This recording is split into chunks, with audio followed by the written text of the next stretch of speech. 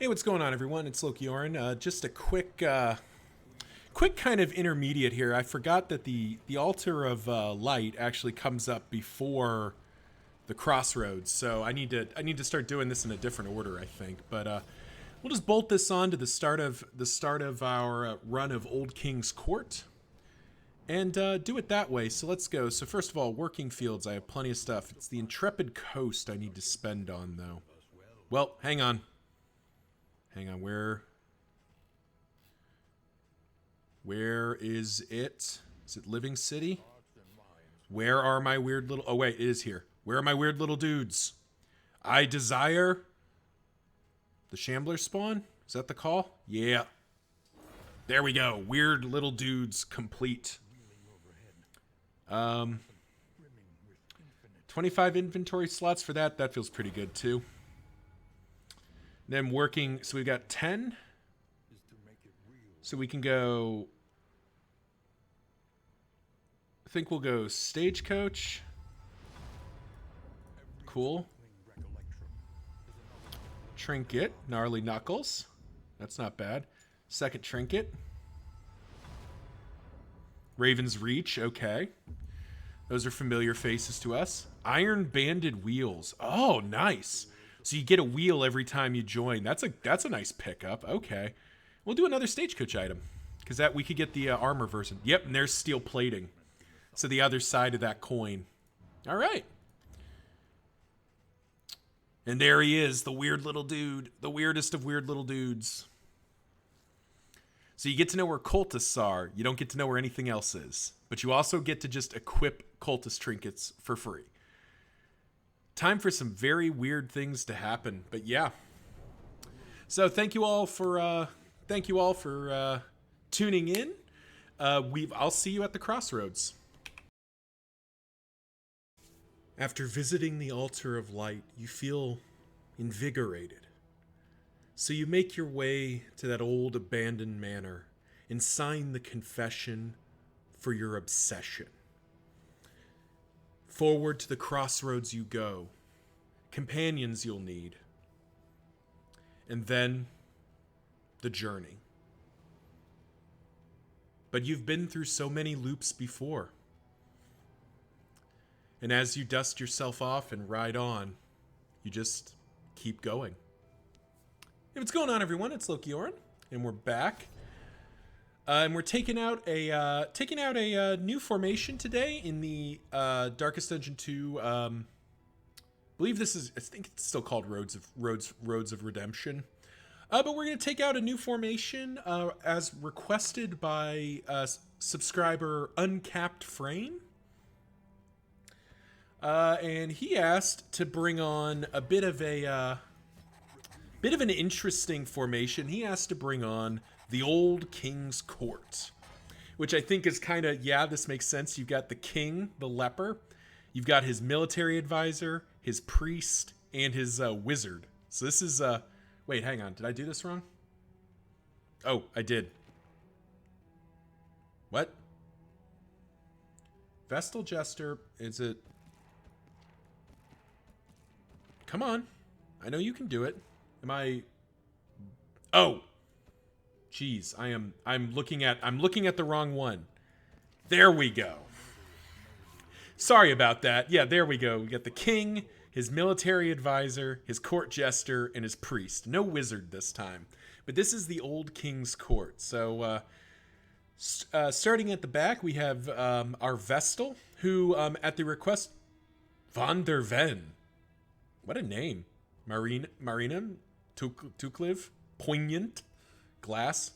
Anyway, at the request of longtime subscriber Kiryu Hanzo, he did ask to have the Vestal named Uriel.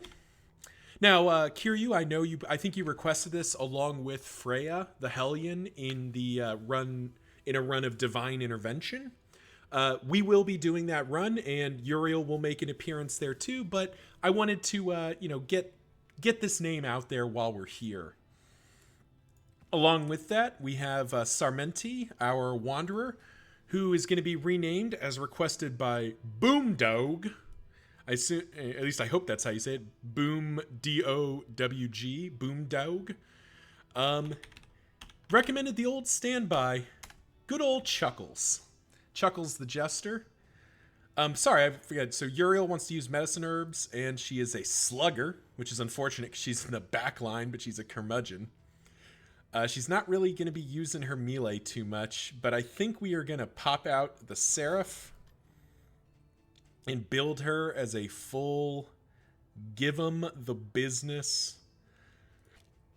Give him the Smackdown Consecration of Light. Yeah, this feels good. Next up, we got Chuckles the Jester, who is a cadaver hater, fair enough, but is light sensitive. We just did a run with Soloist, and I was talking about, do I want to do Intermezzo or Virtuoso? I think for this one, I probably just want to do Virtuoso. Yeah, we'll just do a Virtuoso. We will just take Better Court Jester. And we can probably just put in Encore and call this good. There is a world where we could be doing solo finale things, but that doesn't really blend with what our front line is doing. Next up is Barristan the Vanguard, who is a Thanatomaniac, hard-skinned daredevil with Neat Freak and Toonhammer. So he has memories on, and he is ready to give the smackdown. Very excited to have Barristan making a return. Unfortunately, actually, I can rename him if I save file edit, but no need for that right now. He's good the way he is. And finally, we have Baldwin, our leper. He has Second Wind, which seems pretty good, but he is Blundering, which is less good.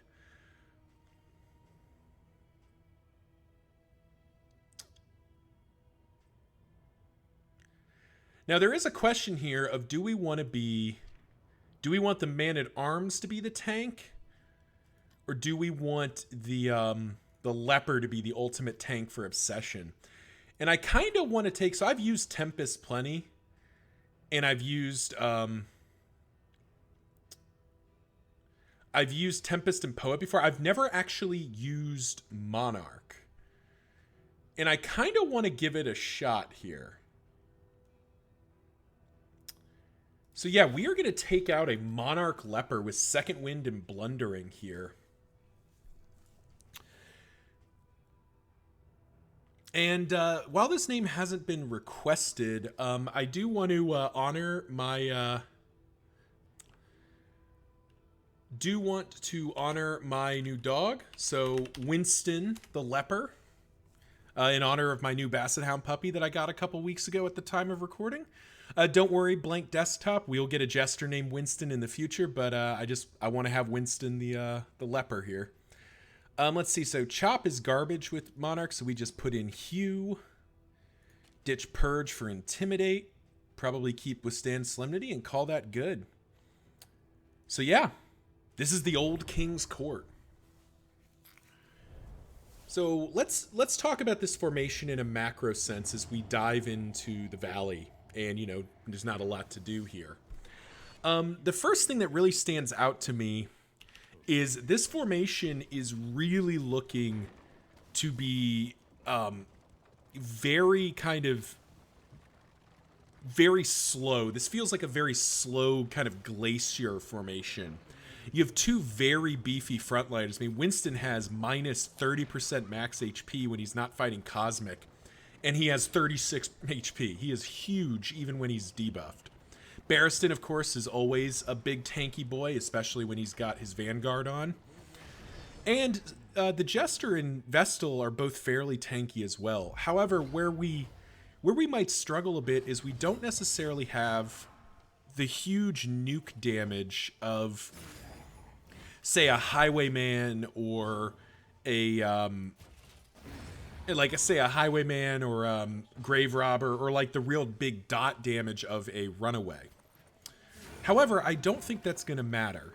And the reason, the reason for that is, as we hew away here, what we lack in kind of what feels like the burst damage we make up for in the tankiness, but also in the stability of this formation.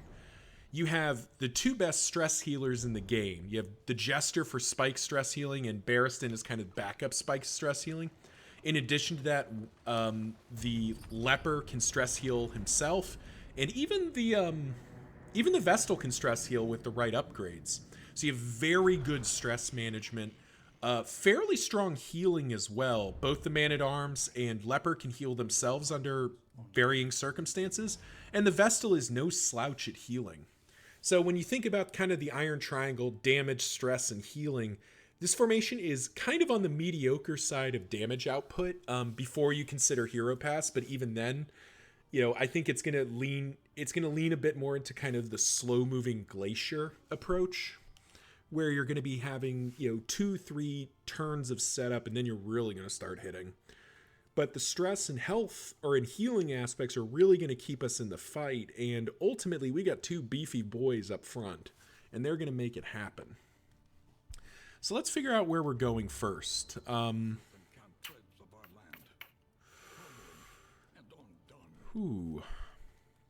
Greater Sharpness Charm is a lot of extra damage. No time to bleed. Avoid the field hospital. That's pretty good. Does this formation... Yes, it does deal with the... It can beat the Dreaming General. Uriel can hit the back rank. Barristan can bellow. Winston can intimidate.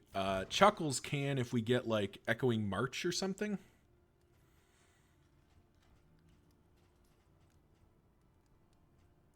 Could be a bit risky to go after the Dreaming General, but I think we can do it. And the Foder's not particularly interesting. 2 mastery points I don't think moves the needle enough for me.